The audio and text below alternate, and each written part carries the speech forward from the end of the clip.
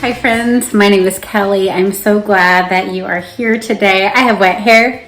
You're going to see me with wet hair a lot because the pool is open now, and what I do when I get home from the pool is I just go wash the chlorine off and I don't grab my hair. So for the next few months, that's how you're going to probably see me. So I have to give credit to Mama Needs to Read Romance B. Go check out her channel. She recently reached 1,000 subscribers and she's just so funny. And she suggested that I do a video where I talk about how to get your kids to do their summer reading. So this is what I do. And I'm not saying, disclaimer, I'm not saying that this is what you should do, or that what I do is in any way better than what you do. I am just literally telling you some things that I do and some things that I might be trying.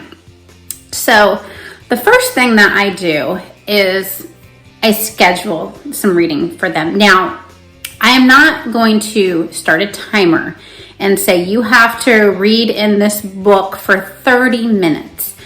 I have a child that reads 5 hours a day on her own. And then I have two more reluctant readers that if I set a timer and said, you have to sit here until you've read this much.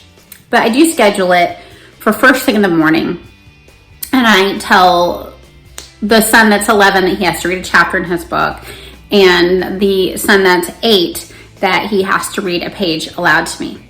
And so they know that if they want any screen time later, if they want to watch television, that they have to get that done. I also have established that they can't play, any computer games or anything like that until after lunchtime, and that if they want to watch any television earlier in the day, it has to be an educational show, something like Wildcrafts. So that kind of gets them to where they're either playing outside, playing with Legos, doing something creative, or they're picking up a book.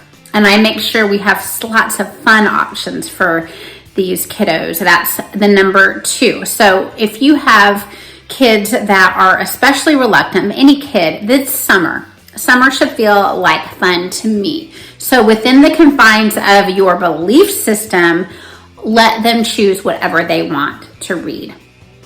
It's summer reading. They should have fun with it.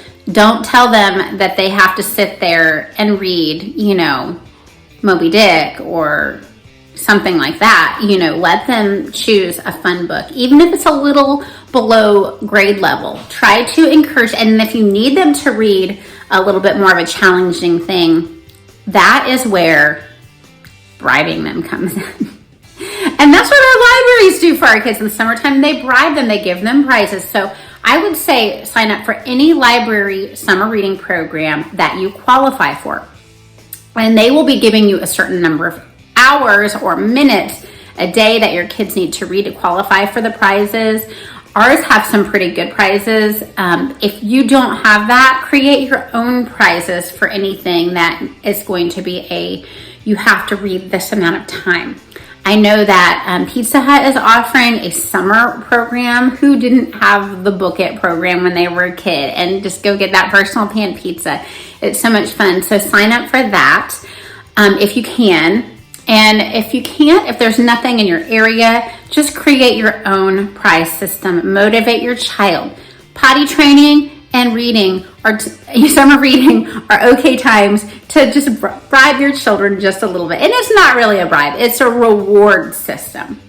All right, so I mentioned this in another video I did recently where I talked about what I was going to be reading to my kids this summer, but it is really good for you to read aloud to your children as well.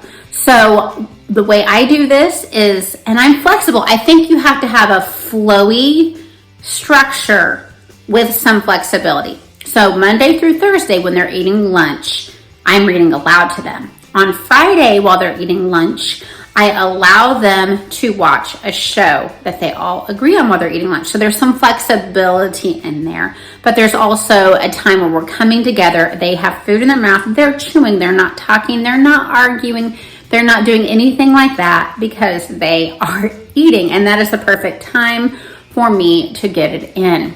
If you really want to introduce a new story to your kids, and you know they want to do other things, it's always a good idea to maybe say, let's read this story for a little while. I'm going to pop some popcorn, and then we can do A, B, or C, something that you know they've been wanting to do that day. So structure a flowy system that you are implementing with some flexibility. Because if you are to sit down and do this is what you're going to do, they're not going to enjoy it. And we want there to be a love of literature. So sometimes if my kids only want to read silly or fun books, that's fine. I'll try to get them some of the children's classic literature from their read alouds. I also, throughout the year, and it's not for very long, and moms and dads, don't beat yourself up.